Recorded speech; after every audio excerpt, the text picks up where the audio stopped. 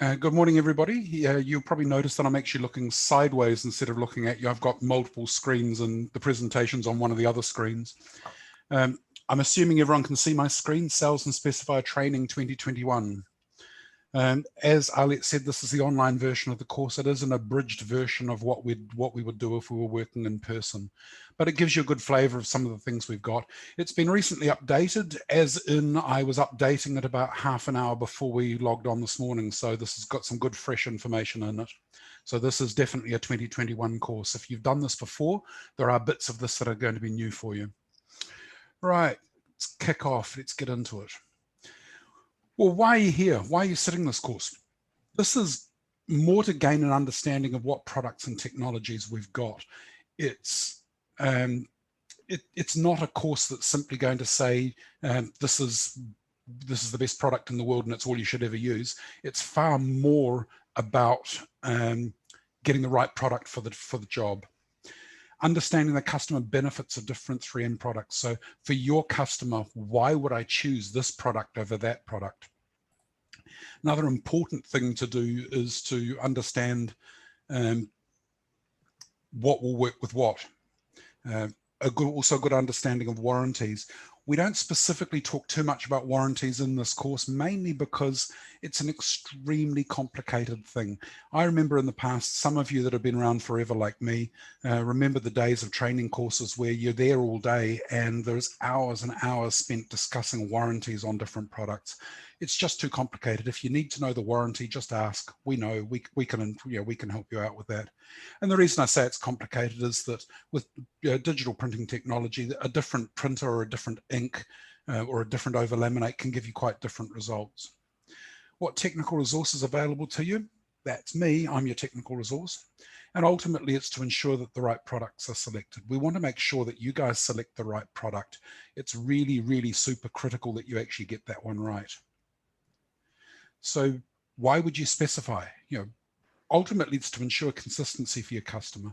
You want to make sure that your customer gets the right product and that it's going to work for them.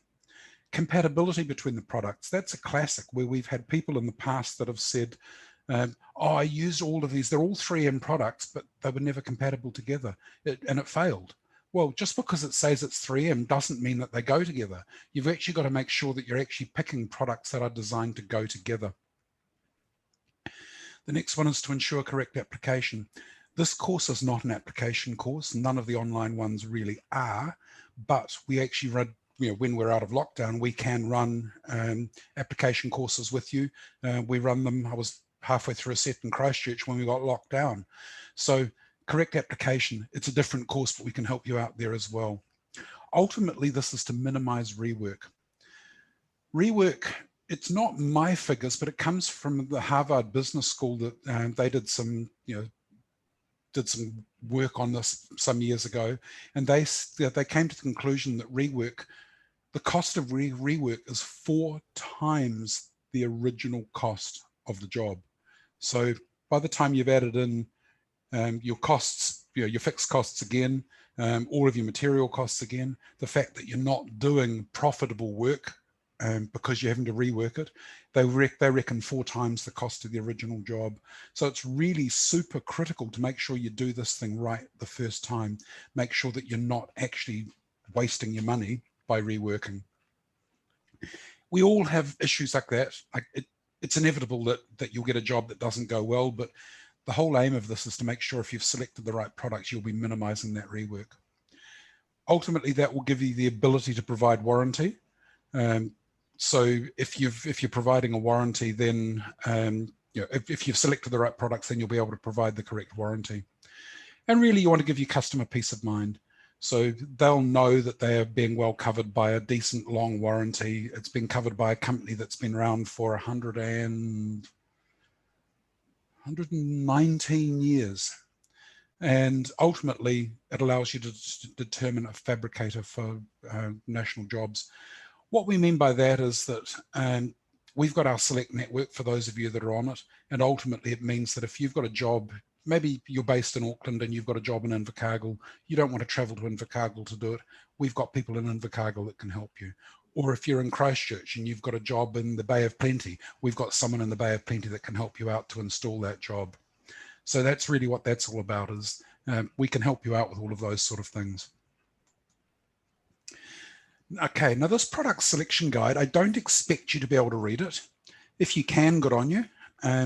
But really what this is about is we've got a soft copy and there are lots of hard copy versions of this around. I know a lot of you will have it on your wall already, but this selection guide, you know, one of the funniest things about this is every time we produce it, as soon as we've printed it, it's out of date. We've got to do this again because we've got new products in the range that don't appear on this. But this ultimately works as a good starting point for your selection. So for example, here in the middle, it talks about vehicles. So you're doing a vehicle wrap, you're digitally printing it, you know, you want a long-term full wrap, and then you've got some selections. So you can work out what you need from that, you know, from that selector. If you want a copy of that, ask around. There are plenty of versions. You know, we've definitely got the electronic version that we can give you, and ultimately, you know, you can get one up on your wall. Some considerations before selecting a product. This section of the, you know, we'll probably spend the first hour of this 2-hour session talking about things that are not actually directly film related. The second hour, we'll be talking far more about the actual products themselves. First thing we need to look at is some of the environmental factors that are going to affect the signs that you put up. It doesn't mean that it's a problem, it just means that you really want to know. You know, we don't mind, we just want to know before we specify the product. The first one's the sun. Signs out in full sun, no problem. Yeah, we don't have a problem with that. But regardless of the warranty, the actual life of the product, anything facing north in New Zealand is going to get more sunshine hours than anything facing south, obviously because the sun travels through the northern part of our sky. So a north-facing sign will get more damaged or more you know, degraded in the sun if it's facing north. If it's facing south, then obviously it'll last a bit longer. The next one, wind and rain. And for those of us in Auckland, that's a bit of a joke. It's been very windy and rainy last night. Wind and rain, once again, we don't mind. It's just good to know. Rain is actually doing a good job. It's helping to keep the sign clean. A bit of rain washing over it washes the dust and dirt off. Now, wind, on the other hand, from 3M's perspective, we don't care. But from your perspective as a sign maker, that's actually quite important. You will need to know at what size or what type of signs are going to need engineering. So in regards to large signs that have got maybe multiple posts or they're quite high, they're going to need a civil engineer to go and do the calculations on those to, you know, to specify that, to make sure that's all correct. Nothing to do with specifying the products from 3M that go onto there, but just something that you need to be aware about. Make sure that you've costed in the cost of engineering. For example, signs over a certain size will need engineering for the number of posts, the height of the posts, the size of the posts, the depth of the hole, the type of concrete and the strength of concrete that goes into the hole. All of those sort of things will need to be specified, and you need to make allowances for that in your quoting. Not related to us, but just something that you guys need to bear in mind. The next one along there, graffiti. We don't mind if we've got signs in graffiti prone areas, but you sure as hell want to know first. The last thing you want to do is to put a sign out without any protection on it and then get it graffitied, because you can ruin the sign straight away. If it's in a graffiti prone area, we've got choices for that. I will be talking about graffiti protection over laminates later on in this presentation, but it's really, really important to know before you put the sign up. And generally your customer will know if they're in a graffiti prone area. Like trains are a good example. You know, that one there, I could have given you one of the Te Huia train that goes between Hamilton and Auckland. They brought that one up from Wellington, and within 24 hours it had been tagged. So if we know it's going to be graffiti prone, then we'll choose an overlaminate that's going to suit that. The next one's snow, not for the reasons that you're thinking. We're not talking about temperature. We'll talk temperature in the next slide. This one, the snow really is in regard to reflection off the snow. So anything in a snowbound area is going to get more UV light or more sunlight than a sign in a normal area. And the best example of that is if you've seen anyone, or you may have been that person coming back from the ski fields that have been down skiing for a week, and you've had your goggles on, and you take your goggles off and you look like a raccoon with white around the eyes and then much, much more tanned above and below that. That's exactly what your sign's getting. It's getting a big dose of UV light that's reflecting off the snow. So the snow is actually going to have a big effect on just how well that sign lasts. We do find that the signs in ski fields won't last as long as a sign just in everyday use. And that's because of the reflection. The next one, foot traffic. Yes, we put signs on the ground. That's not unusual for us. But once again, it's important to know ahead of time so we can choose the correct overlaminate. And like the graffiti, I've got a slide coming up on the overlaminates that we would use on floor graphics or graphics outside. And yes, there are special overlaminates specifically for that. Now that last one there, vertical and non-vertical. This one actually is quite interesting. It was never intended to mislead, but for many, many years, none of us manufacturers ever thought of non-vertical. We all gave you warranties and they're always vertical because we were just thinking of a standard vertical sign. And then we started to sort of think more about it and thinking, well, hey, the graphics on the bonnet, the roof, or the boot of a car, they're not vertical. How are they going to perform? So in recent years, when I say recent, probably the last 5 to 10 years, we have looked more at at non-vertical warranties. So warranties for the bonnet, the roof, and the boot, or warranties on signs that may not be vertical. So if you're looking at a vehicle or at that sort of signage, you might want to look at other warranty considerations. Now, the next thing we want to look at are substrate factors. That first picture, surface roughness, it's not carpet, it's actually like a rough concrete block wall. Yes, we can put graphics on a rough concrete block wall. I wouldn't want to do it with a squeegee. I would want to do it with a thing called a textured surface roller and a heat gun, but we can definitely put graphics on a rough wall. It's just really more the way you put it on. We don't warrant it for very long, not that the graphics won't last, it's just that it really depends on how well you, the sign maker, did your job. If you don't get enough of that air out from in behind, you'll get water that gets in behind there and it pushes the graphic off. So the warranty on that sort of thing is usually a lot shorter, but that's mainly because we will get water in behind that rough surface. But we can certainly put graphics on rough surfaces. We used to have a film that was specifically designed for rough surfaces. These days, the SV or the LX 480 film, which has got a really, really good conformability, actually works really, really well on rough surfaces. So that tends to be the product of choice for rough surfaces these days. Now, the next two sort of go hand in hand, cleaning and chemical attack. Cleaning, the best example of cleaning or problems with cleaning are milk tankers. The worst thing that you can come across, your worst application is ever going to be a milk tanker. And the reason for that is that they've got to keep those things spotlessly clean to make sure that the milk in the tank doesn't get contaminated. And while they're cleaning the inside of the tank, it's amazing how often that cleaning from the inside of the tank ends up on the outside of the tank.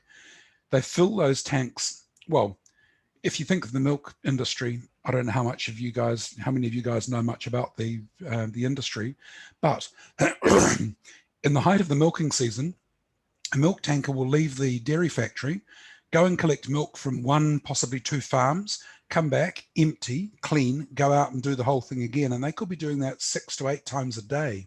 And that's cleaning every time they come back in. So 6 or 8 times a day, they're cleaning those tanks. So the cleaning chemical is usually hot caustic soda, and the hot caustic soda often boils out the vents at the top and runs down the outside of the tank, absolutely annihilating the graphics on the outside. So one of the worst cleaning attacks that you can have is from a milk tanker. That and the fact that milk tankers get cleaned often many times a day and at least once a day on the outside of the milk tanker. So they run through truck washers, or they're water blasted, or they're steam cleaned to try and keep the tankers as clean as possible to prevent contamination to the milk. And that's a cleaning problem. So if you think about that in simple terms, often what we get is that people that are cleaning, often inside or cleaning in general, they tend to be fairly low paid. They tend to be minimum wage workers, and they're not paid to think. So in many cases, what they will do is they'll think, oh, if I don't dilute it, it must clean better. But what they don't realize is that not diluting it correctly can actually damage the surface that they're trying to clean. So we get a lot of that as well. Signs that were cleaned with all good intentions, but they were cleaned and damaged because the cleaner wasn't correctly diluted. Believe me, if you're cleaning signs, you really want to make sure that they're cleaned correctly and with the correct dilution. For most cleaning, we would say a pH no lower than 4 and no higher than about 10 to 11. Lower than 4 is too acidic, and that is often with metal brighteners for aluminium, chrome, steel. So cleaning of trucks is often done with phosphoric acid, and that's a metal brightener, very low pH. Or very high pH is very alkaline, and a lot of undiluted cleaners would be too harsh. So that's cleaning. Now that is actually really a chemical attack, but when I say chemical attack, which is this next box over, this one I'm talking about specifically is fuel pumps. And in this case, it's not one there, but usually the one that does it is diesel. Diesel is a really, really good solvent for adhesive. So if you want to get adhesive off, diesel does it very nicely. So you then put graphics on a fuel pump and the diesel gets to it and it will begin to eat away at the edges of the graphics. So next time you're filling up your car, have a look at the graphics around the pump. They'll often look a little bit tired and sad, and that's a chemical attack from the fuel. What we tend to do there is that we tend to do our best to try and minimize the edges that the fuel can get to. So rather than just have a cut edge anywhere around the pump, we tend to fold them up into the panels. The panels all tend to be folded, and we'll run the graphics into the folds to try and protect the edges. So we find that diesel will dissolve the adhesive, but petrol over time will stain the overlaminate yellow. So you'll often see peeling edges and yellow staining, and that's typical for petrol pumps. We do have overlaminates that we'll recommend for those, and there's once again a slide on overlaminates for chemical attack from fuel pumps. The next one, swage lines. In that one little box is an entire training course. So when we're teaching vehicle wrapping, one of the big things we're talking about is swage lines, or ways of getting the film into the swage lines. And for those of you that are not aware, the swage line is a bend or a fold in the body panel. It's where you've got to get the graphic to sit down into that or around those edges. They're usually one of the worst parts, and currently in New Zealand, the worst van of all, and everyone's going to nod their heads and sagely think, oh yes, he's correct. The worst one we've come across is the LDV vans. LDV vans have got where the rear windows should be, and you can see here there are no rear windows. Often there's a swage that runs around those, and it will be about 50 millimeters wide by about 50 millimeters deep, and that is just nasty to get the graphic into. But I'm not going to go into it here, but in those training sessions we'll teach you ways of getting graphics into those swage lines. Jumping over temperature for a moment, talking about low surface energy. Low surface energy, I could have put a kayak there, I could have put a wheelie bin there, but basically low surface energy is a type of plastic that's not going to readily accept a graphic. The graphics just don't want to stick to those sort of plastics because they have a low surface energy, so that the graphics don't want to stick. We do have films that we can use for those as well. Right, going back to temperature. Bear with me, this is going to take a while. Temperature. There are 3 different temperature ranges that we need to be concerned about. The first temperature range is the application temperature range. That's the temperature range we need when we're applying the graphics. The second temperature range we need to look at is the in-service temperature range. That's the range that we've got for the graphics in their everyday use. And the last temperature range is the removal temperature range. That's the temperature that we've got when we're actually coming to remove the graphics after. And you see a picture there of a pie warmer. I haven't had one for a while, but I used to get regular phone calls from people saying, can I put graphics on a pie warmer? And the simple answer is, yes, of course you can. you can definitely put graphics on a pie warmer. I've got no problem with that. Just don't do it while the pie warmer's on. So if we look back at the application temperature range, the first one really is the application temperature range would be between 10 degrees and 38 degrees if you're talking flat signage, or 16 to probably 32 if you're talking something like a compound curve, like a vehicle or something where you've got to get the film to stretch around curves. Anything lower than those sort of temperatures doesn't mean it's going to fail. It's just going to mean it's going to be hard work to apply it. At cold temperatures, the adhesive will harden and it gets quite hard to get it to apply. So you want it to be reasonably warm. Mike and I were doing a training course in Christchurch a few years ago, and it was about 7 degrees. And I was saying, look, this is going to be a nightmare to try and do a training course at this temperature. And the customer was saying, yeah, but that's what we've got to deal with. We've got this big blower heater on, but it really wasn't enough. And we had a heck of a time with it. We were ripping and tearing the film and it wasn't sticking, purely because the temperature was just too low. It was just too cold for it. And on the other end of the scale, 32 to 38, what we're looking at there really is sort of the upper temperature. If you get too hot, then you've got problems where, sorry about the dog barking in the background, 32 to 38. I had a customer, I was doing a training course in Darwin, and the customer up there just laughed at me and said, oh, Michael, it's above 40 degrees half the year up here. And I said, well, how do you manage when it is that hot? And the guy said, well, we just know that it's going to be super sticky and floppy, and we've just got to deal with it. At those upper temperatures, you could still apply it at higher temperatures. It's just really, really hard work. And that's because at high temperatures, it softens the film and softens the adhesive, and it gets really sticky and really floppy. So if you've ever applied graphics on a really hot day, that's what you've got to deal with. So looking at the pie warmer, yeah, got no problem with the pie warmer. Just don't do it while the pie warmer's on, because a pie warmer will be around 70 something degrees, and it will be really hard to get the graphics on if it was on. But shouldn't be a problem if the pie warmer's off. Okay, so the next one, in service or in life temperature. For most films, it'll be around minus 40 degrees to up to over 100 degrees. Officially, our literature says 107, which is 250 Fahrenheit. That's why it's 107, but sort of around 100-ish degrees. Doesn't mean that it's going to fail at 108. It just means that it's going to be much harder work for you. I actually did some testing some years ago when someone wanted to know, well, how hot could they get the film around a splashback behind the elements on a stove? Well, actually, strangely enough, the elements are not really going to heat that up very much at all. It probably won't get much above 40 or 50 degrees. But we did some temperature tests, and we found that the graphic will deteriorate very quickly at high temperature. But if you look at it from a life perspective, at 107 degrees, it will certainly last its full warranted life. At maybe 150 degrees, instead of being a number of years, it might be 1 or 2 years. At 200 degrees, it might be a month. 250 degrees, it may be a day or two. 300 degrees, it may be just a few minutes. So the graphics will deteriorate at higher temperature. So in use, those upper temperatures will often limit. We often get a lot of people saying, oh, can I put graphics on this pipe that's it's at 150 degrees? Well, you can put it on the pipe, but it's probably not going to last a heck of a long time. So just warn your customer that, yes, you can do it, but it's not a warranted application.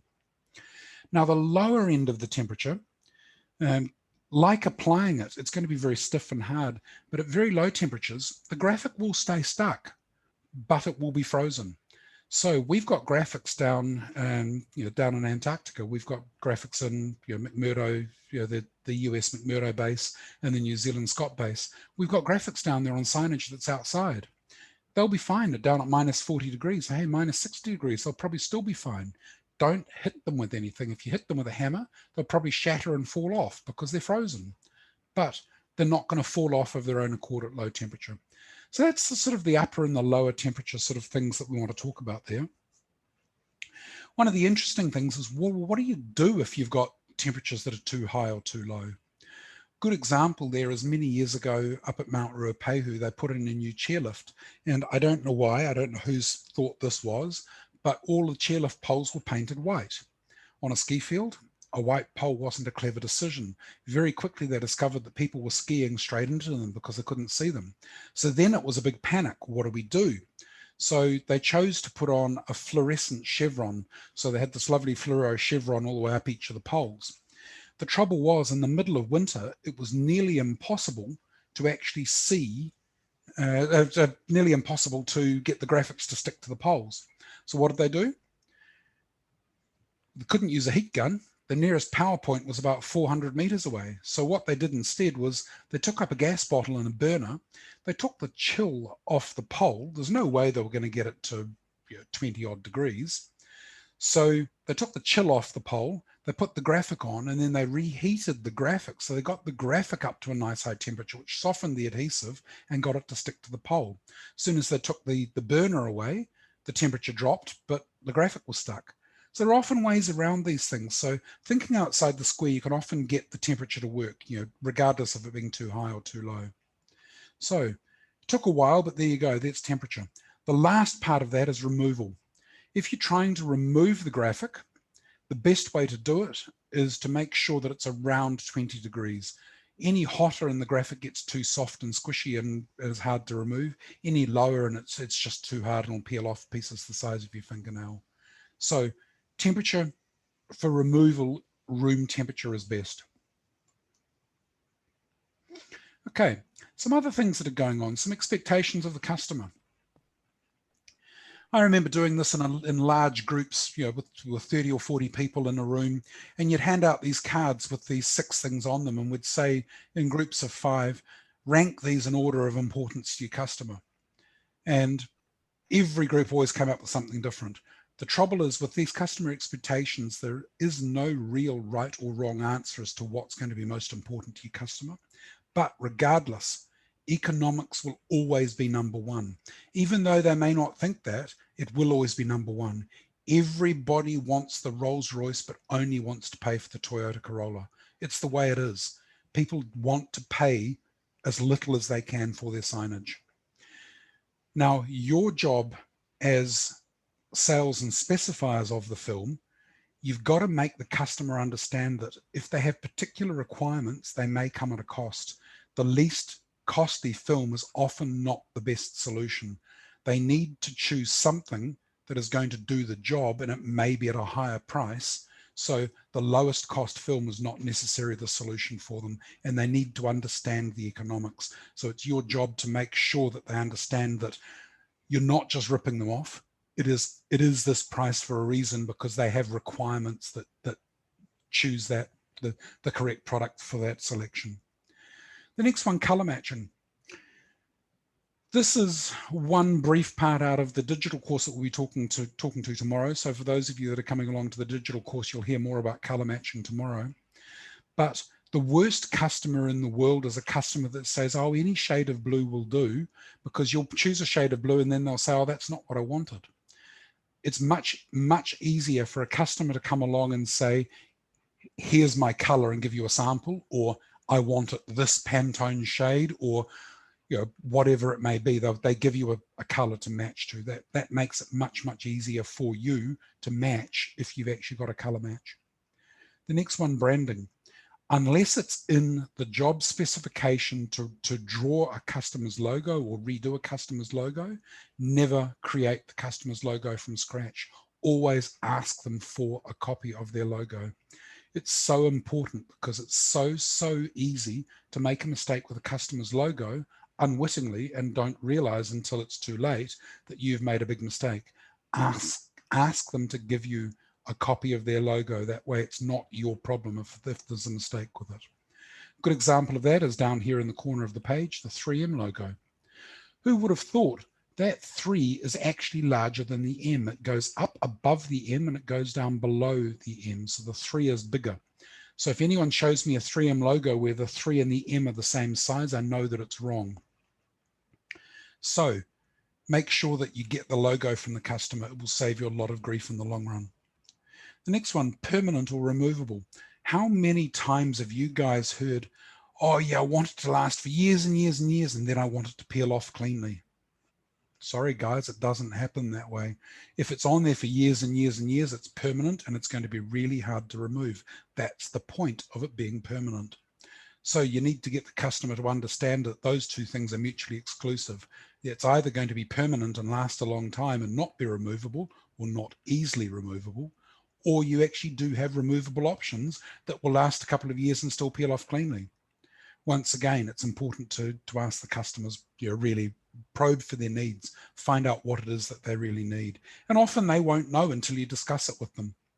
The next two, warranty and life expectancy, go hand in hand. Warranty is how long we will be willing to stand behind our product. So how long we will warrant that film or how long you will warrant your work. That's a marketing thing. That's how long are you willing to stand behind it.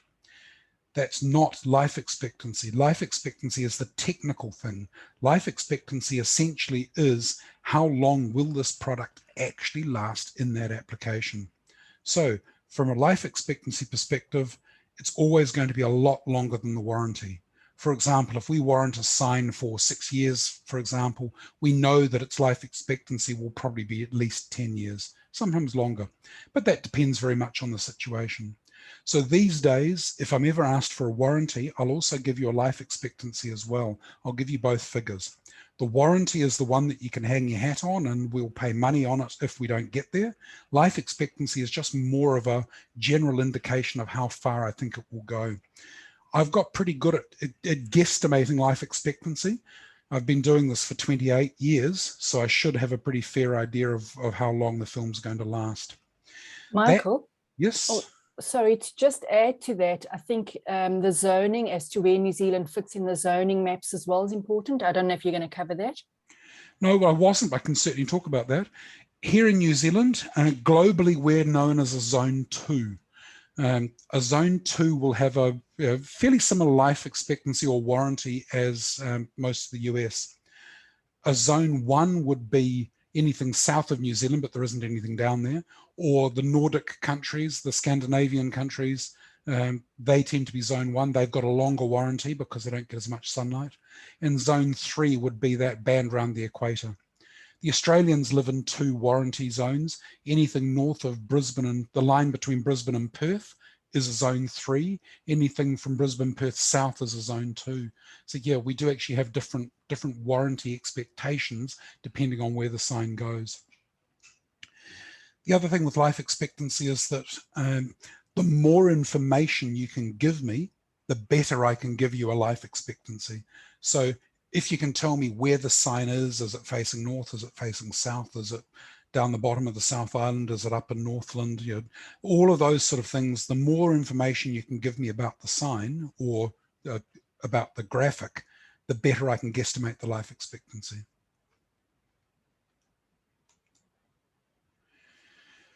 Changing gears a bit, surface energy. This is sort of similar to the to the low surface energy kayak or wheelie bin that we're talking about before. Every surface will have a surface energy associated, and it's measured in dynes per centimeter, but don't worry about that. That's actually the numbers that we see here. They're measured in dynes per centimeter. So essentially, really, the best way of thinking about it is how well is the graphic going to stick to that surface? Metals tend to have a very high surface energy, and the graphics tend to stick very well to metals. So usually the best surface for a graphic to stick to would be correctly prepared aluminium. And the best example of that are road signs. We warrant road signs for anything up to 12 years, but we know they'll often do 25 years or more and still look good. That's because they're all stuck to aluminium and the aluminium has been correctly prepared. When I mean correctly prepared, I mean you will get surface rust on aluminium. You'll get a white rust on aluminium. And it's best to clean it with detergent, water, and a bit of Scotch-Brite or a bit of mild, bit of fairly high grit sandpaper. So just give it a bit of a roughen up, wash it off, dry it with IPA, and then stick your graphic onto it. That's the best thing that you can actually use. So therefore, if you're not using plain pieces of aluminium, feel free to use ACM. The best ACM that we've found is the ACM that isn't painted, but most of you will tend to use painted ACM. Painted ACM is fine, but that then brings you from a metal surface down into usually this middle section, the high energy plastics, and most of them will be painted with one of these types of paints. So they'll be around 45. They tend to be pretty good. The graphics will stick pretty well to PVC, polycarbonate, ABS, urethanes. So the graphics will stick pretty well to that. But the ones that it won't stick very well to are polyethylene and polypropylene. Obviously Teflon right down at 18, everyone knows nothing sticks to Teflon. So 29 to 31, polyethylene and polypropylene don't seem to be too far away from the 39 to 45s, but there's enough of a difference to make this much more difficult to stick to. If you've ever stuck graphics on a polyethylene or polypropylene surface and then you've removed it, it'll come off with a light ripping noise. You'll just hear this faint ripping noise as the graphic comes off and it peels off cleanly. That's a good indication that you're on a low surface energy plastic. And this little picture up above, if you wax a car and you put water on it, the water's going to beat up and run off. That's essentially what you're doing. The low surface energy plastic is like a waxed car. Now, if you've cleaned that wax off the car and you put water on it, the water will flatten out on the surface. This is actually a test we do when we're making road signs, and it's called a water break test. We'll check the aluminium surface is correct by putting a few drops of water on it and rubbing it with the back of your hand, and you use the backs of your fingers because there's no oil on the backs of your fingers. And if the water wets out, then that's a great surface for the graphic to stick to. So if you're ever in any doubt, put a few drops of water on and see what it looks like. If it beads up, then you know you might have a problem. Which brings us on to paint peel tests. These figures are certainly around. If you need to know these, come and ask. We've actually got these results for you. Many years ago, probably back in the mid-2000s, we did the initial set of tests. These ones date back to 2013, so they're getting on in years. They're 8 years old now, but they're still fairly much valid. We got a lot of customers coming to us. A lot of you guys were coming to us saying, either I've got a painted wall and it's been painted with this paint, will my graphic stick? Or I've got a wall that I need to paint. What paint would you recommend to make the graphic stick? Because it was a well-known problem that some paints wouldn't allow the graphics to stick that well to them. So we did a lot of testing. So back in the mid-2000s, we tested literally hundreds and hundreds of samples of resin and Dulux paints of different types of paint, on different tint levels, on different drying regimes. So we had some that were dried at high temperature and high humidity, low temperature, low humidity, high temperature, low humidity, all the permutations and variations. So you can imagine it took us ages to get through it all, but we finally got it all worked out. Ultimately, I can't tell you to use one particular paint over another. These are resin results, and the next slide is Dulux results. So if I was to say, oh, yeah, paint everything with Xylon Sheen, which is what we actually used to recommend, I'd then get Dulux ringing me up saying, oh, you recommended resin. Why didn't you recommend one of ours? So really all I can do is say, here are the results. Choose one of the film or one of the paints from these paint manufacturers that suit what you're trying to do. So I can't recommend resin over Dulux purely because I'll get into trouble, but here are the results. How you read this, and it may be hard for you to actually see, you may be able to see it, but essentially what it says is the blue lines are permanent. So they're a permanent adhesive. In this case, it was our product 7725, but the 180s would have given you a very similar result. Now for a permanent adhesive, the higher the number, the better. In this case, we've measured the peel force in newtons per 100 millimeters. Don't worry about the number, but just think the higher the better. So in this case, Hypershield has got a really good result. Hypershield is actually a clear coating that's used on truck curtains. So we don't tend to use that very much, but you can see out here at the end, Xylon Sheen has got a very good result. The bigger the number, the better it's going to be. Pretty much what we're saying here is most of these resin paints have got a pretty good figure for permanent. So most of those will actually work quite well for a permanent film. Now, the interesting one comes when you start to look at the removable. In this case, it was IJ2010R, and the R denotes removable. What we've got here is that anything that's too high is going to be a problem. If it's too high, it's going to be difficult to remove, more like a permanent. If it's too low, it may not stay stuck. You can see down here the X200, which is actually a textured coating, a textured industrial coating. It's not going to stick at all. There's just no stick in it at all. Even lumber cider, I would be a bit dubious about. The lumber cider here and the lumber cider winter grade's a little bit better. But Sonic's winter grade or Sonic's, some of those figures, if they get below 10, are going to possibly be almost too low.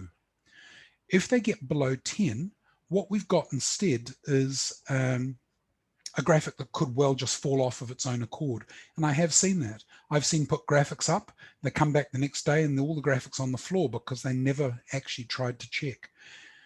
I'm not going to go into it in any detail, but what we do recommend you do is a thing called a paint peel test. If you're ever in any doubt about the paint surface you're on, get a small strip of film, about 25 millimeters wide, stick it onto the paint surface somewhere inconspicuous, leave it for a few minutes, and then measure, just use a spring scale or maybe just use your hand, measure how well that graphic stuck to the wall. If that sample just comes off really easily, then you know you've got a problem. If it comes off with some difficulty, then you know your graphic will probably stay stuck. And that's a paint peel test, and that's quite critical to do. We've had a number of failures, quite high profile failures, where people didn't think to do a paint peel test and it's come back to bite them later. So check your paint film peel test results or do a peel test yourself. If you're in any doubt, come back to us later and we can talk about peel testing. Here's the same thing from Dulux. In this case, we had a lot of Dulux results. Everything you see in this graph is just anything that was white, but we've got more results than we were able to show here. This graph is scaled slightly differently, so some of the Dulux results are extremely high, but what concerns me about the Dulux results is their removable results were often far too high as well. So go with caution if you've got a removable graphic on a Dulux paint. It pays just to check to see what you're doing. You might find that you cannot get it off, and that's the fault of the Dulux paint, not the graphic. Okay, changing gear, fabrication technologies. Back in the day, before this slide, people used to paint.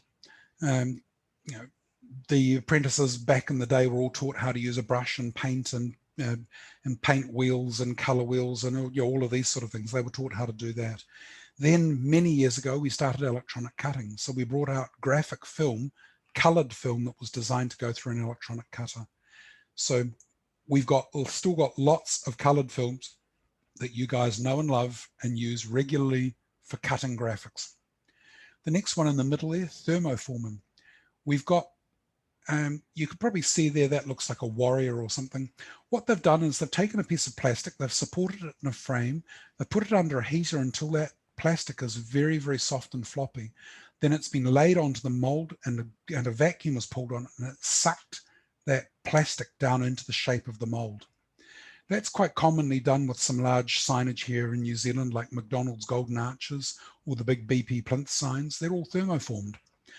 And you can actually put the graphics on before you thermoform them. So you can actually get the graphics to thermoform with the plastic. So we've got translucent films for light boxes that can thermoform. So you can put them on there before you thermoform them.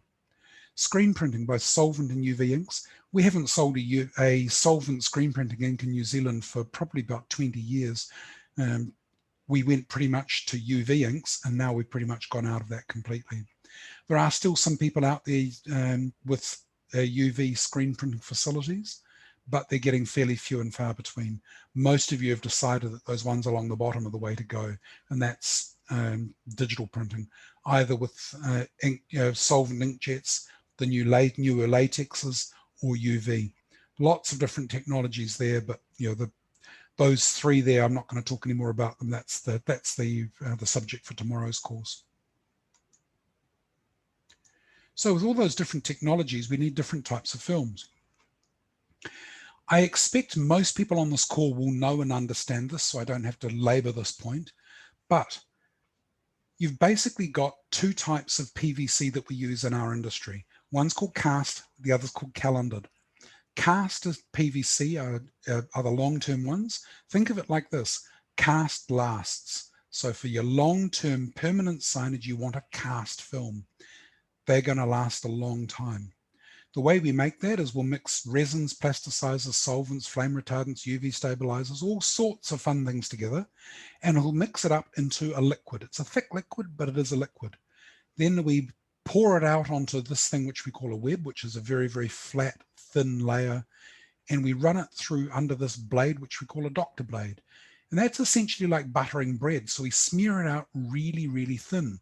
Then we run it through these dryers and we'll dry off these solvents, and then we'll wind up the film and we'll take it away and finish off its process. So essentially what we've done in this process is we've taken the solvent back out. We figured out back in the 70s, it's actually more economic for us to recover and reuse those solvents. So we've been winning awards for sustainability for the last 50 years because we'll take our solvents out, we'll take them out, we'll purify them, and we'll put them back in and reuse them. So we've been environmentally friendly since the 70s. The next one is calendared PVCs. Calendared, even though it's not spelt the same, think of calendared as having a dated or calendared or limited life. So a calendared PVC will not last as long as a cast PVC. And the reason for that is the way we make it. In this case, because we know it's not going to last as long, we haven't bothered with all of the extra stabilizers and flame retardants and all of those other fun things that make the cast last a long time. So we've got far less components in there. We've mixed it up together as a dough, and it's come out more like a pizza dough. So we've got this dough that we put in between these two rollers, and we squeeze it through these rollers, and these are hot, so we run them through these hot rollers, and we squeeze it and we roll it and squeeze it and roll it until it gets really, really thin. Then once we've got it really, really thin, we take it through these rollers, which are cold, and we set it. So by virtue of the way this is made, we've heated and stretched this film right out. So if you've heated and stretched something, it's going to shrink. Naturally, because you put that stretch into it, it's going to want to shrink. So a calendared PVC is always going to shrink more than a cast PVC. A cast PVC's got no stress on it. When we made it, it was a liquid. This was a solid. So this is always going to shrink more. So this tends to be made in bulk. We make large quantities of this in one go. And this we will make in shorter runs. Now the non-PVC films that you see here, polyolefins, they were the first green films. We don't use polyolefins for green films anymore. We've got different chemistry that we use. I can't tell you what it is because it's trade secret, but for green films, we've got different chemistry. Polyesters, good example of polyesters are the window films or some of the graffiti over laminates that we use. They're all polyesters. They tend to be really, really hard and tough, so they're not going to conform, but they're really good for a tough surface. Urethanes are very soft. We use those for paint protection film. So the stone guards of this world, they tend to be made of urethane. They're really good at absorbing the impact of stones. So that's why we use them for stone guard or paint protection. Now the last one, reflective. They're not PVC, but they're a combination of all sorts of things, and that's a training course in itself. There's an entire day's training course just on reflectives. So we've got those different types of films, but within that, we've got different types of characteristics that we can have in the films. And the first is opaque. Opaque doesn't mean block out. That's the big mistake that people make. Opaque simply means it's going to hide the color underneath. So for example, if you've got some red and you want to put white on the top, it won't show pink. So it will look white. So it will hide the color of the graphic underneath. However, if you do put light behind it, like on a light box or on a window, the color will show through. It will look muddy, it won't look pure, but you will see the light coming through it. The next one is translucent. This is designed to allow the light to pass through. You can't see through it, but light will pass through it. This is what we use for light boxes. So if you shine a light behind, you'll get the same color as if you shine a light from the front. So the whole point of translucent is that it's the same color day and night. Now, the next one is transparent. This is not very common. Some of you may have seen it. Transparent is what we had been selling into the traffic industry for many years as what we called EC, or electronic cuttable film. Essentially, think of colored cellophane, and everyone's played with colored cellophane when they were kids. Think of it like colored cellophane with an adhesive on it. So when you hold it up to the light, you can see right through it. So it is optically clear, but it's colored. And that's what we tend to use on road signs. So the reason we do that on a reflective road sign is that we can color up the reflective to make it look a different color. And now the reflective, the bottom one here, the whole point of that is that it bends the light back to where it came from. So if you shine a light at reflective, it will shine right back towards that light source. The light doesn't pass through, it bounces off and comes back. So if you put a transparent film on the top, you can see that immediately it's going to color the reflective. So those are 4 different types of films that we actually will have. Changing gears, adhesives. Just going to scoot through this.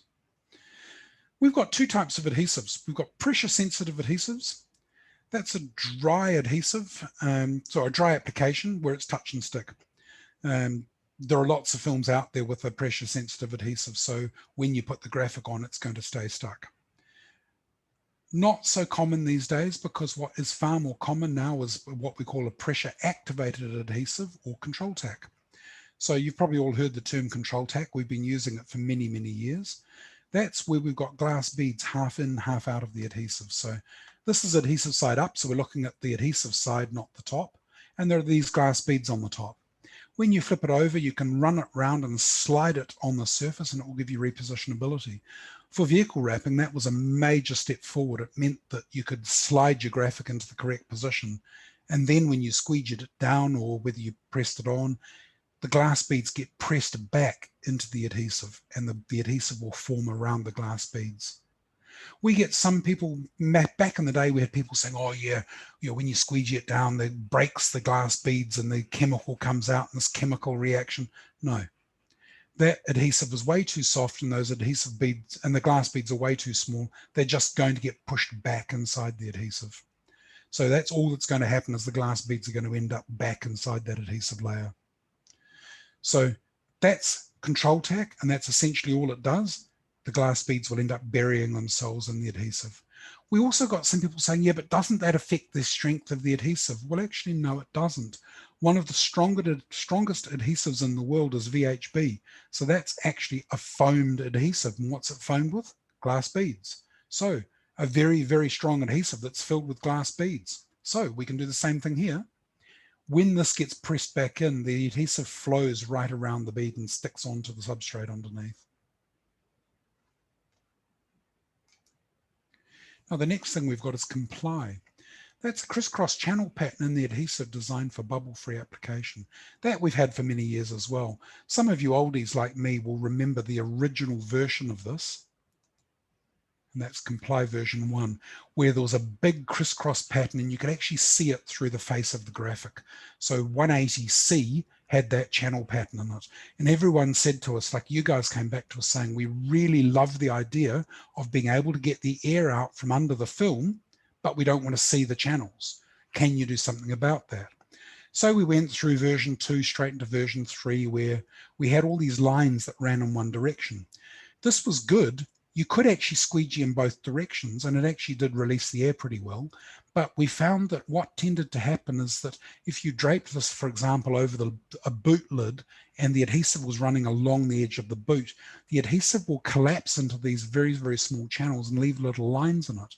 And a lot of people didn't want to see that. So we then came up with Micro Comply, which is the one we're selling today. That's where you'll see MC on a lot of our products, and that's Micro Comply. So it's the same channel pattern that we had in version 1, just on a microscopic scale. We've actually got one step further than that, which I'll talk to you about, our new 280 film, which has got an even different variant again. But this was great because you could actually get the air out of it and you couldn't see it, and it didn't collapse into the channels. But the downside for this was that it was slightly slower to get the air out than it was these other two.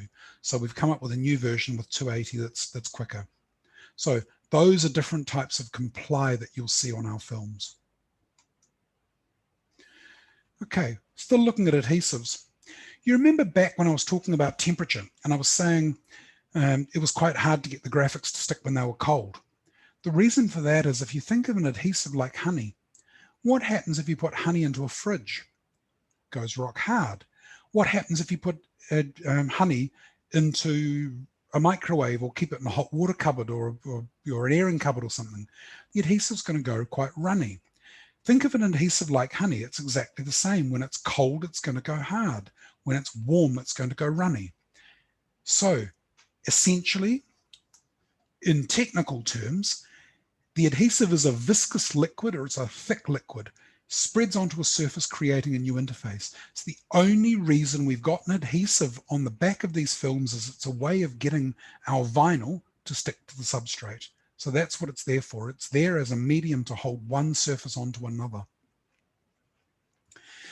Now, if we put an adhesive on a surface, adhesives like three things. They're like time, they're like temperature, and they're like pressure.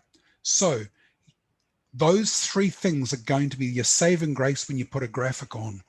So if I put this graphic on the surface, and this is a microscopically rough surface that you've put the adhesive onto, and you just lay it on the surface and don't do anything, then over time, the graphic will start to seep, or the adhesive will start to form into there until you get ultimate adhesion. So time will end up building that bond. Or if you put it on and you squeegee it really, really hard, you'll get to here. It's pressure. And the last one is temperature. The warmer it is, the better that adhesive is going to flow. So you put it on there on a warm day, the adhesive will flow. So if you've got temperature and pressure on your side and a bit of time, you'll get ultimate adhesion. So usually ultimate adhesion will be within a few days, but if you squeegee this down hard on a hot day, you've probably pretty much got ultimate adhesion straight away. So really, time, temperature, and pressure is how you get these things to stick. Which brings me on to something else, and that's adhesive failure. Think of an adhesive as being wet. When it's on a liner or on the substrate, it stays wet. When it comes off the substrate, and that's what we call pop off, and that's what you see here in this picture, that's pop off, that's where the vinyl is popped off the surface underneath. The adhesive under there will dry out and you'll have a failure. Pop off, sorry guys, but 90% of these issues are an application issue. 9% of these can be a problem with the surface underneath, and only 1% will actually be a failure of the film. So most of the time, this is something that you guys did wrong. I'm not pointing fingers, but that's just the way it is. You may have forgotten to clean this properly, or you didn't post-heat it, or you didn't prime it, or you're one of a number of factors that may have caused this, or you've overstretched the film into this area. So generally, this is caused by your application problems. But the question then is, what do I do with it? What is my solution? If you get to it straight away, you might get it to go down. If you reheat it and re-squeegee it, you might get it to go down, and then heat it up afterwards to post-heat it. Usually by the time you've seen this, it's too late. I've had people say, can I inject in some solvent, or can I inject in some adhesive? No, it's not going to work. It's just going to leave you with an ugly looking mark where that was. The solution is usually peel this off and replace it, or patch it, depending on what you can get away with the customer. But if it's stuck to its liner or it's stuck to the surface, the adhesive's going to be fine. It's when the adhesive's left to the air for more than a few days that it will dry out. So therefore, a word to the wise, make sure that you don't get this. Changing on to film types. Yes, we are just over halfway through and we're finally talking about film types. That's exactly where I thought I'd be at this time too.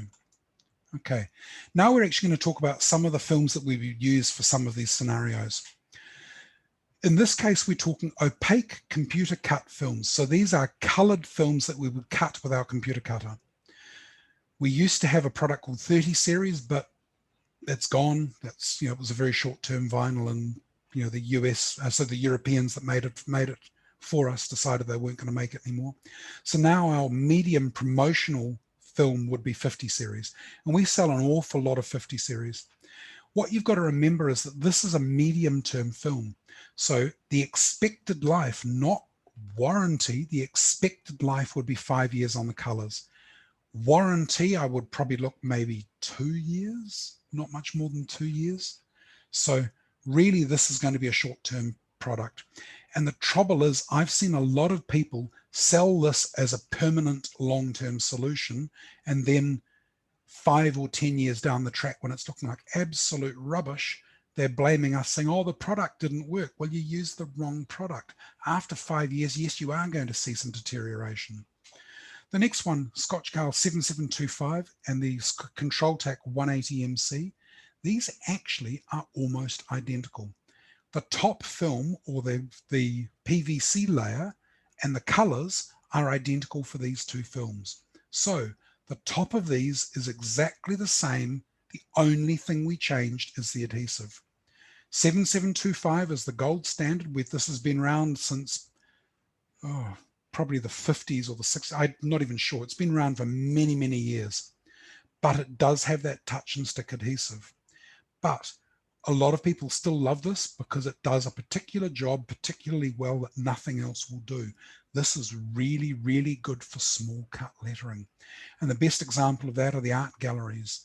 I know the Auckland Art Gallery use 7725 because they'll have a piece of art on the wall, and beside that, on the painted wall, which is usually painted black, they've got small cut text, and the text will be the title of the artwork, the name of the artist, and often a bit of a blurb about the artwork, and that's cut text stuck to the wall. That text can be between 8 and 10 millimeters high with a 1 millimeter stroke width. So we're talking very, very small cut lettering. I've also heard of people cutting lettering down to 4 millimeters, and you can do it with 7725. Not going to be easy cutting anything that small, but it can be done. However, Control-Tac, this is a great product for what it does, provided you're not cutting very small text. This has got the Control-Tac and the Comply adhesive, so it's great for your vehicle work. It's got the slidability and the repositionability and the air release, but it's not particularly good at cutting small text. Anything below about 50 millimeters, and this may be more of a problem for you to weed. The trouble with this is that it doesn't stick particularly well to the liner because we've got all of those features in the adhesive. So it lowers its adhesion to the liner. So it makes it difficult to weed very small. So different jobs for different purposes. I've got people that have changed to this and they said, I'm not going to use anything else. Obviously, they'll get 7725 if they've got small lettering, but I remember back in the day, the old school signees, this is all they had. And the apprentices of today, which only use this, they can't use this because they just don't know how to do it. So different jobs, different films for different jobs. That brings me on to its warranty or its life. Normally 6 to 7 years for these. However, they certainly last longer than that. Have a look at this.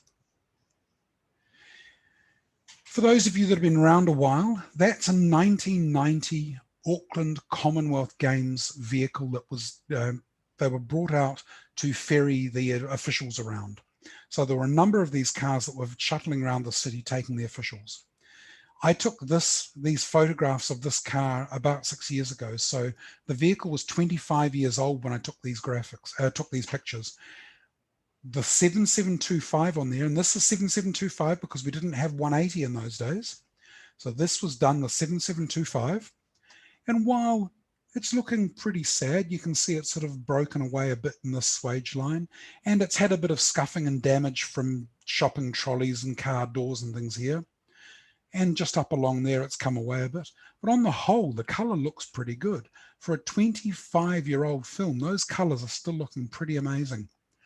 So I actually spoke to the owner of the vehicle, and he was saying that his father, brought it from the games committee when they were selling them all off. It's never been garaged its entire life. It's spent its entire life outside. His father used it for years and years as his daily driver, and now his son's taken it and he's using it as his daily driver. And he said it scarcely missed a beat. So shows you the reliability of the old Toyota Corollas, but it also just shows you just how well that 7725 will stand up. So even though we're only warranting this for 6 or 7 years, 25 years and it's still looking good. 3630 and 3730. These are the two translucent films. This 3630 is probably the one you know. This was designed back many years ago when most backlit signs were lit with fluorescent signs. These days, virtually every single LED, backlit sign is lit with LEDs these days. We've actually got the 3730 for the LED signs, and this tends to hide the hot spots of the LEDs. What I mean by that is you guys will know that if you put a bunch of LEDs in behind a sign and you've got the graphic too close or the LEDs too close to the graphic, you'll end up with bright spots from the LEDs showing through. This does a better job to hide those bright LEDs than this one would. But there are other things we can do. There are diffusers and things that we can use. As I said before, this is thermoformable, so we can get it to thermoform into some of the amazing shapes that you'll see on signs. If you over laminate it with the correct laminate, you can get anything up to 9-year warranty on it. It is available in custom colors, but there is a 5-roll minimum order. So the 7725, the 180s, and the 3630, 3730s can be made to custom colors. 5-roll minimum order, 1220 by 45.7. That rules out most custom colors because very few customers would need more than 5 rolls. But we can do 5-roll orders. We get a lot of people saying, well, why can't I just have 1 roll? Well, essentially it comes back to the way we make it. In the factory, the equipment that makes this is very, very large and very long. So we'll pour in the liquid, the correct, custom colored liquid at one end. And by the time the film's coming out the other end and we've checked that it's correct, then we stop pouring. We've got 5 rolls on the way because there's enough film in there for 5 rolls. So the distance down the equipment that makes this is about 250 meters. So that's why there's a 5-roll minimum order quantity, because that's how much film we've got inside the machine when we're making it. Now, diffuser films. We've got 4 of them, 36, 35, 30, 70, the 37, 35, 50, and 60. Number, blah, blah, blah. All right, what do they do? Well, essentially, they're all different levels of diffusion. So what they do is you put them on the inside of your light box, on the inside of the acrylic, and it diffuses the light coming through the light box. They're used to either alter the color coming through, so to darken up a color, or to reduce hot spots so you don't see the LEDs. Now, the next question I get is, which diffuser do I use? And my answer to you all out there in Zoom land is, I don't know. And then I'll get the reply back, well, you've been doing this for 28 years. Why don't you know which diffuser I need? And the simple answer is it depends. It depends on your application, on your light box, on the graphic that you've put on it, the colors that you've put there. There are too many factors to be able to pick a diffuser. The only way to do it is trial and error. Get a sample of each of these and try it out to see what works. It's the only way to work out which diffuser is going to be the correct one for you. For example, you might put a diffuser in there and then you find that, well, it's not diffusing it enough and I can still see the hot spots. Or you put a diffuser in there and say, oh no, that's made everything too dark. That's why I can't tell you which diffuser works. You've got to do that by trial and error. We do actually have a kit which has got the diffusers in it. It comes in a big box, so we've got a light box and the different diffuser panels. So if need be, give us a yell and we can get Michael Kim out there with that. And you can talk about that with your customers and work out what they need. Changing gears, digital media. Digital promotional film. We've got IJ20. There's also an IJ16 there as well. Very much short-term promotional at cost-effective prices. This is a water-based adhesive, so don't apply it wet. It will end up looking muddy and murky and it won't look good. But IJ20, it is a short-term film, but it prints remarkably well for a low-cost film. A lot of people say, well, what overlaminate do I use with it? And the simple solution is, why don't you just overlaminate it with a clear version of itself? Or for most people, they don't bother with an overlaminate. If this is a short-term sign, you may not need an overlaminate. The inks in your printer will probably last, depending on the printer and the ink, it may last between a year to 2 years before it significantly fades. Generally, that's within the realm of a short-term promotional film, so most people wouldn't bother with an overlaminate on a short-term promotional film. And we're talking trade shows, we're talking real estate signage, we're talking those sort of applications for that. The next one are the intermediate films. 40C has been around for quite a while, and that is considered to be a particularly good digital film, but people said, well, we're really looking for something a little bit more cost effective than that. So we brought out IJ35C. So IJ35C is a more cost effective version. It may not last as long. It's made with less durable components. And think of it like a step in the intermediate. So you've got the two of them just slightly stepped apart. I've got some customers that prefer 40C and they won't use anything else. Yet I've got a lot of other customers that will use IJ35 and won't move from that because it works for what they do. So very similar in many ways. This is a slightly more durable product. This one is slightly less durable, but it's more cost effective. So really pick what you need to for your job. I wouldn't really want to, you can see the flat side of a van here. I wouldn't really want to do complex curves with this, but it will do flat signage particularly well. The long-term films. The workhorse, IJ180MC, that's been around for a long, long time, and we make more IJ180MC than everybody else combined. So you can put together all of our opposition films and we make more 180 than they make in all of their films combined. That really is a massive workhorse for us.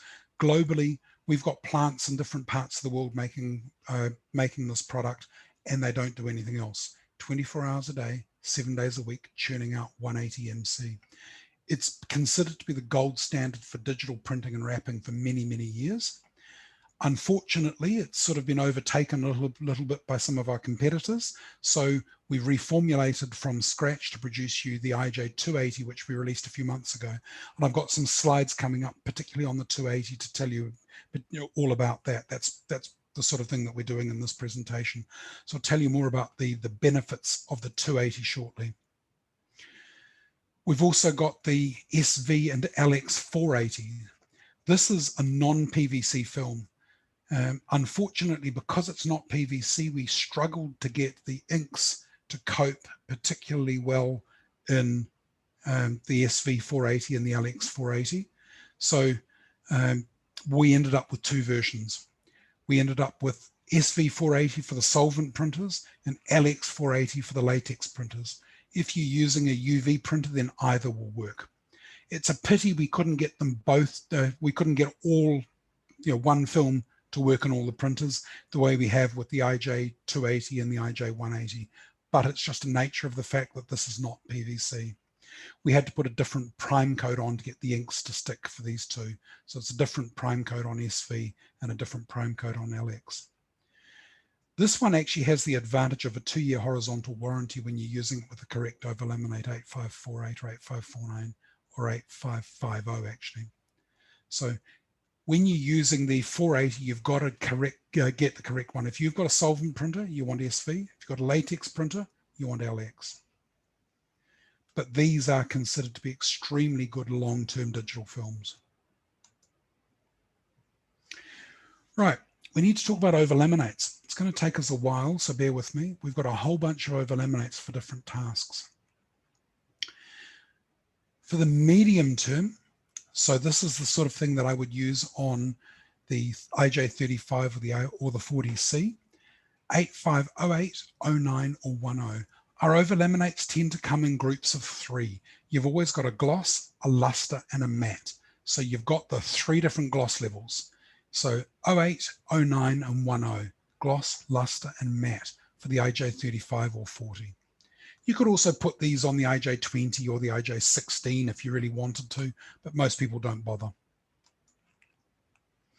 Now the long-term over-laminate for the 180 is 8518, 8519 or 8520. This is considered to be the gold standard. We sell truckloads of 8518 with the IJ180, but there's also a luster and a matte there too if you need them. Now, if you want the non-PVC, we've got 8548, 8549 and 8550. The numbers are sort of getting fairly logical. The bigger the number, the different ranges they go with. This is designed for the 480s, so the SV and the LX480. It does also work on the IJ180 and the IJ280. You can use them on there. And the reason why you would use these on the 180 or the 280 is these will give you a 2-year horizontal warranty. So if you were to put these on and put these on the bonnet of a car, then you will get 2 years warranty on it, on the horizontal bonnet. Special overlaminates. We've got a couple of special overlaminates that we do need to talk about. 8428. This is the overlaminate that goes with 280. It's specifically designed to go with the IJ280, the new digital print film. The reason we recommend using this with 280 is that it's designed for it. It's thinner, so it's only 30 microns. And I've got a slide coming up on this shortly as well. But because it's thinner, it will be more conformable. But the beauty of this is that 30 micron overlaminate is actually just as UV stable as the 8518, which is 50 microns. It's nearly twice as thick. The next one there that I need to talk about is 8528. This, if you hear anything out of this presentation, think of 8528. This is an extremely durable gloss overlaminate. We use this in situations where we know nothing else is going to stand up to the harsh environment. We use this on milk tankers. We use this in situations where we've got to get something that's going to last a heck of a long time. It's also quite UV resistant, and it's quite solvent resistant as well. So it is a particularly good overlaminate that does a really, really good job in protecting the surface. So if you find the other overlaminates are not working, this could well be your solution. Extremely durable, really, really good overlaminate. Probably one of the best overlaminates 3M's ever produced. Now, graffiti protection. With graffiti protection, we've got to think of several different things. We need to know exactly what type of graffiti the customer wants to guard against and what sort of situation they've got, because usually there are 4 things that graffiti protection is going to need to look at. And that is 1, solvent resistance. So protection against those, the spray cans and paint and marker pens and that sort of thing. Number 2 is scratch resistance. Some people are really concerned about getting their signs scratch graffitied. The third one often is conformability. They may need something that's going to conform to a surface. And the fourth one is life. How long is my graffiti protection going to last? The trouble is I can give you 2 or 3, but I can't give you 4 out of 4.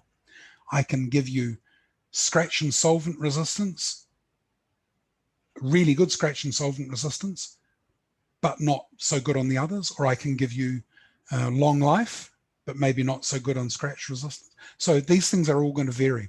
So 8991, the first of them, graphic and surface protection. 8991 is an extremely good graphic protection for scratch resistance and solvent resistance, but it's got a very, very, it's polyester, so it's not going to be conformable.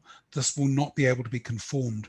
And it's also got an extremely tough acrylic top coat, which gives it very good scratch resistance, which also means that it's not going to last particularly long. So 8991 is great for solvent resistance and scratch resistance, but it will only last 3 years outside, and it's not conformable.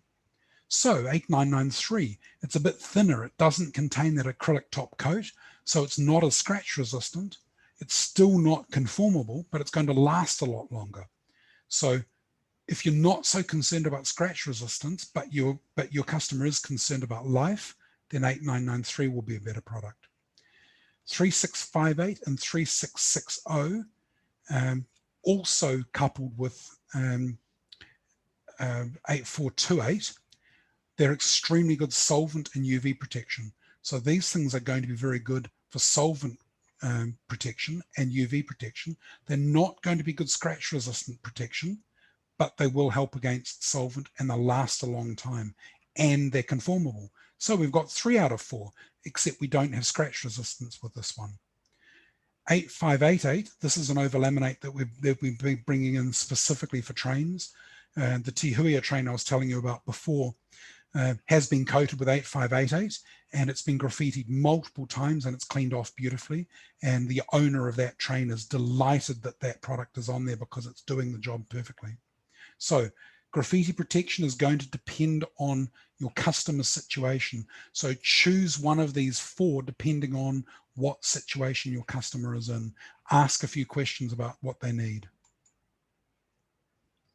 Floor graphic overlaminates.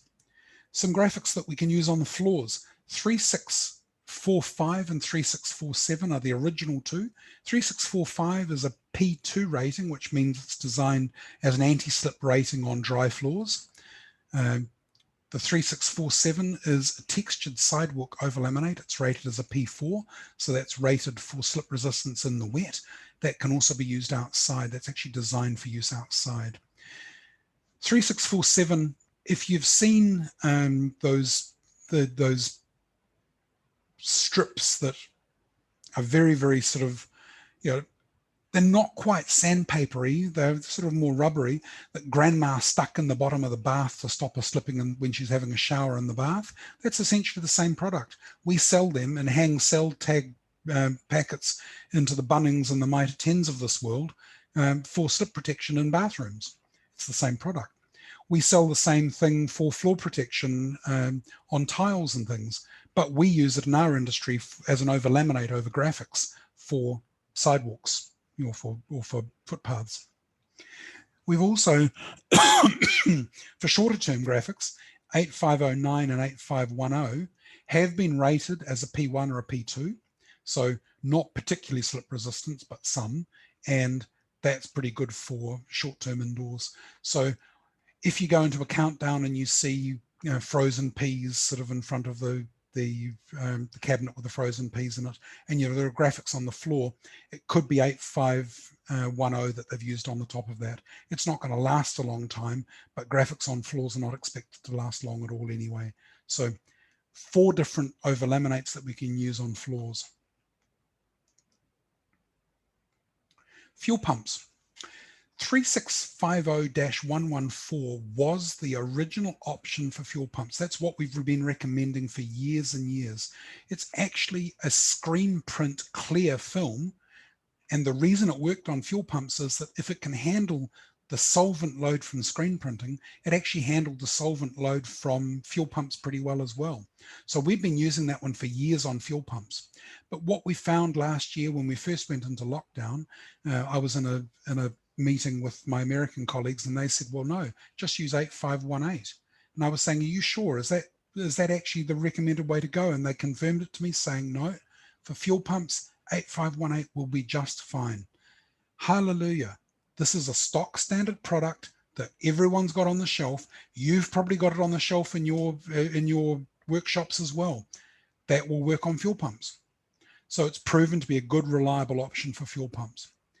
Strangely enough, 8991, that film that we use on for graffiti protection, also works well on flat surfaces on fuel pumps. They tend to use this where the nozzle goes back in. That's called the holster. They'll use it around the holster because people are idiots and they'll often miss the holster and ding the graphics. So you'll see around a fuel pump that's done a few miles that the graphic's been quite badly scuffed and damaged, where people have hit the graphic with the nozzle. Sometimes they'll want to put 8991 around that nozzle, around the holster, to protect it. So there are some overlaminates we can use on fuel pumps. Right, I want to change gears and talk about some of the new features of the IJ280. It's only been out for a few months, so this is probably a good place to talk about it. IJ280, and it's over laminate 8428. Okay, so what have we done? We reformulated the film. So we've designed it for applications with a high demand on conformability. So this is designed for conformable surfaces. Don't bother putting it on flat surfaces. It's not going to show its best features if you do that. Really, this is absolutely brilliant for stretching at room temperature. It's what we sometimes call cold stretch, but probably the better way of putting it would be room temperature stretch. What I'd say to most of you that haven't tried it, or those of you that maybe have some of the sample rolls that we've been sending out, try it without the heat gun. And that's quite important. It's amazing how much of this you'll get into place without a heat gun. I'm not saying don't put the heat gun over it afterwards to make sure that that you've post-heated it, but it will stay in place with very little heat. And that's the major benefit that speeds it up. You're not stopping to pick up the heat gun or overheating it.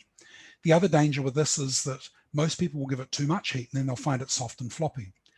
This doesn't need a lot of heat to get it to conform to the surface particularly well. It does give a very good installation for less experienced applicators. For those of you that haven't had a lot of experience vehicle wrapping, this is a good place to start because we've had some people say it nearly applies itself. It does tend to stay, the lines stay straight because you haven't had to put much heat to do it. It doesn't ink whiten very much, meaning if you overstretch it, where you'll get white spots showing through it, or the ink color will lighten. It doesn't tend to generate too many wrinkles because you haven't put as much heat into it, and it's easy to get panels to align. You'll also get less adhesive lines.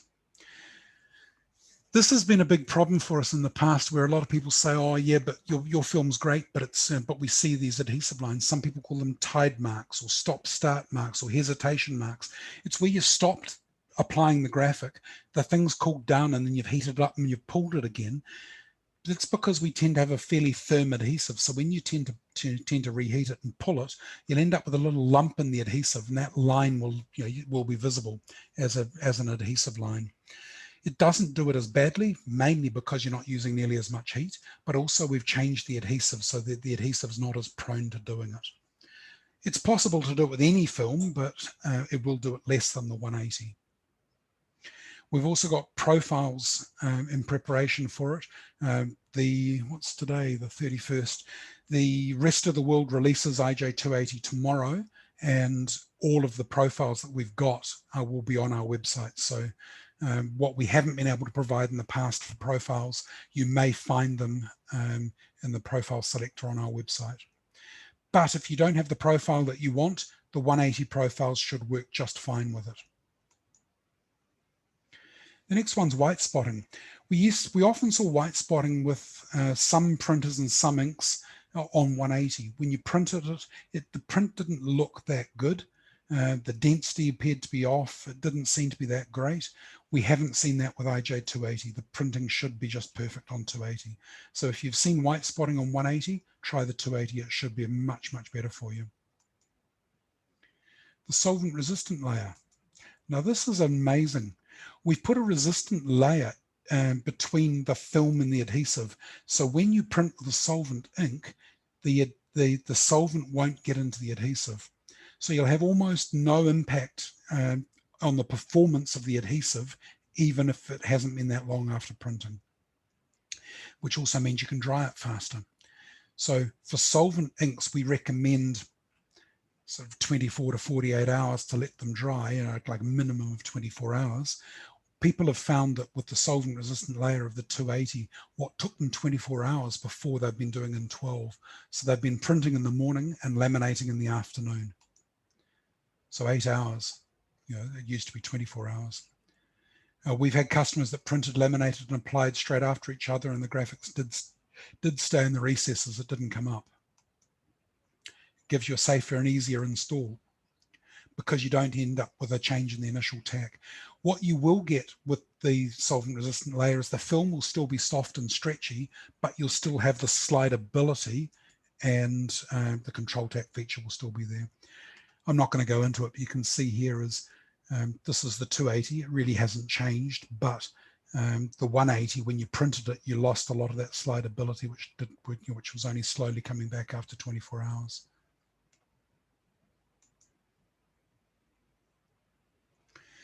Okay, the adhesive on the 280. We've got a new comply pattern in there. And this time what we've done is we've given it a random pattern. The random pattern allows air release in all directions, and there's a micrograph, a photograph on a microscopic scale. And you can see the pattern is random. So rather than have a crisscross channel pattern or lines in one direction, we've given it a random pattern. So this combines the best of micro comply being invisible and no channel collapsing, but the old CV3, which had really good airflow or speed of application. So we think the air release from this new pattern, some people are calling it CV4, but essentially we're just not bothering to call it anything. It's just the new comply. Will give you very, very good air release. Now, the next thing we need to know also is we actually changed the adhesive. We went out to the customers with 6 different adhesives and we said, try these and tell us what you think. So we actually went out and we chose a completely different adhesive to anything that we'd ever used before. So we balanced that initial tack with a long-term bond. We actually went out with a lot of these features. We actually went out to customers, and this is not a reformulation of the 180. The 280 is completely new film. What we did is we went out to a lot of customers, to 3M customers, to Avery customers, and to Arlong customers, and we said, what do you like about these films and what don't you like about them? And we had people coming back saying, we love the 3M film because when it's stuck, it stays stuck. We know it's going to stay stuck when we've applied 3M. And then the Avery guys said, well, we prefer the slidability and the softness of the new Avery films. So what we've done is we've given you the slidability and the softness better, we think, than the Avery. We've got something that it applies more quickly than anything else. And we did that through changing the film and the adhesive. So all of these changes have been a big advantage for us. And there's another advantage that isn't really as well known, and that's removability. It actually does come off remarkably well when you warm it up. So in Germany, they applied it to a Mercedes Sprinter van back on the 3rd of September last year, which was pretty much a year ago. And they left it for around 100 days. That van didn't sit in a workshop, it was being used, it was out and about. And then they brought it indoors for 3 days, purely because in December, middle of December in Germany is going to be pretty cold. So they brought it in just to get it back to room temperature. So with a little bit of heat from a heat gun and mainly at room temperature, they just peeled the graphics off and it came off remarkably well. It was only 100 days, but it gave them a pretty good fair indication of just how removable the film's going to be over time. Far more removable than any of the other films that are out there, because by the time they are permanently stuck, they're really hard to remove. Okay, now the new laminate 8428. I said before it's 30 microns. It has to be that thin to support the flexibility that we've got in the new 280. It's got very good UV resistance. So it's the same UV package that we've packed into a 50 micron. We've now, as technology's changed, we've managed to get the same UV resistance into a 30 micron film. Excellent squeegee glide, so you can get the squeegee to glide over the surface so that it feels really, really great. The squeegee just slides. It's got really good gloss to it. It is a really good high gloss.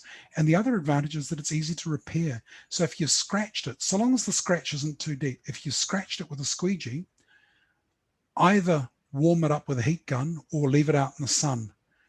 Sometimes wait till the next day and a lot of those things will float themselves out. So you can get a really, really good wet look very easily. And the thing is that we can't do what we've done with, with the 2080 and put the sacrificial scratch, resistant over laminate layer on there. We unfortunately can't do that on here, but we can get most of the squeegee marks out. Okay, just before we finish, and we're looking pretty good for some time for some questions at the end if people have got any questions. Specifications and warranties. This really gives you customer peace of mind. Just talk about some durability and warranty definitions. This is where a lot of people get into trouble. We get a lot of people where they'll say, oh, yeah, it's durable for 10 years. Or we'll warrant it for 10 years, and it's not a warranty, it's actually a durability. The durability, the expected durability, is the length of time unprocessed or minimally processed product is expected to be serviceable. This is not a warranted durability. It's the sort of thing we often see in catalogs. Oh yeah, it'll last 10 years. The trouble with that is that's the box sitting in a cupboard somewhere, not exposed to heat or light, and just sitting quietly all of its own accord, not being touched. That's the durability. That's really completely meaningless. It really has no basis in real life. Now, the next one is the expected performance life. This is how long the product should last as its use is intended. This is not a warranty. This is how long I think it will last. And that's what I was saying before, is the more information you can give me on what you're doing in this application, I can give you a better idea of how long that's going to last. So the expected performance life is how long will actually last in use. And the last one is the warranty or the guarantee. The length of time 3M warrants or guarantees that the products or finished graphics constructed as specified in the bulletins will be serviceable. So what I'm saying there is that's how long we're willing to stand behind it. So the warranty is going to be the shortest, the performance life will be the medium, and the durability will be the long. And what we tend to find, for example, 180MC unprinted has a durability of 10 years, but if you print it and you've laminated it, it'll have an expected life of 8 years in most situations. But with most common printers, the warranty would only be maybe 4 or 5 years. So that's the difference. And we get a lot of people, I've had customers come to me saying, oh, this calendared product says it'll last for 10 years. Yeah, okay, is that an expected durability or a warranty? Oh, I don't know. Why is your product so much more expensive and you're only warranting it for 4 years, yet this product says it'll do 10 years? You're not comparing apples and oranges. You've got to make sure that you're comparing warranties or guarantees, and you're not comparing that with the expected performance life or the expected durability. It's a common mistake that people make. You've got to make sure that you're actually looking at a warranty or a guarantee. And pretty much the last slide, digital inks. If we make the ink, and yes, we do make some digital inks, we will cover them fully by our warranties. They will be fully covered. OEM inks, that's inks made by the original equipment manufacturer. For example, that's HP inks for the HP printers, Mimaki inks for the Mimaki printers, or Roland inks for the Roland printers, or whatever. Some of those will be covered under our match component warranty, like a 3M ink, where we will cover it fully. For example, HP inks and some of the Mimaki inks are covered under our MCS warranty, so they will be fully covered. Most of those, like the Roland inks and that sort of thing, they'll be covered under what we call a performance guarantee. It's a lesser warranty, but essentially it will cover the fact that we have tested it and approved it. We don't necessarily support all inks for all printers. We found that some inks don't work too well with the films. These days, they're pretty much all gone, but I do know Mimaki had an HS series of ink in the JV5 printer. That was a very, very hard ink, and it was very, very prone to damaging the graphics. So they've pretty much got rid of it. So we don't necessarily support all inks for all printers. Now hear this comment here. Third-party inks. Please listen to me when I talk to you about third-party inks. This is critical. We do not support third-party inks, and that includes JetBest and all the Golden Sun and Golden Line and all of the other ones that are out there. We do not support them. We do not warrant them. If you use third-party inks on 3M film, there is no warranty at all.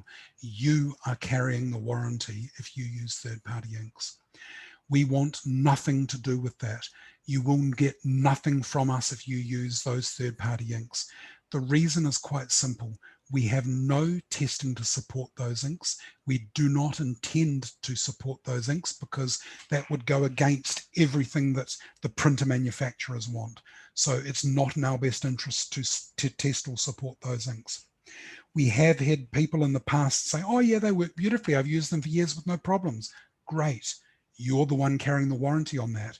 So long as you're happy carrying the warranty on that, that's great, no problem at all. But we're not carrying the warranty. The reason I say that also is that I've also heard stories of some of the lower quality inks coming out of some parts of the world are using poor quality components, and you'll get one ink that works beautifully. The next one is the viscosity is too low and it's dribbling out of the print heads, or far more concerning is that the viscosity is too high and it's blocked the heads, because the printer manufacturer doesn't want to know. So you're up for the cost of the heads, you're up for the cost of all of that damage if your printer was under warranty and you change the ink. So just go with caution with third-party inks. I've had a number of people want to change to them, but I do not recommend it. You will get no support from us. You'll get no support from the printer manufacturer. So essentially you're carrying that full warranty for a slightly cheaper ink. Is it worth it? I don't think it is. And on that note, that's pretty much everything I wanted to say.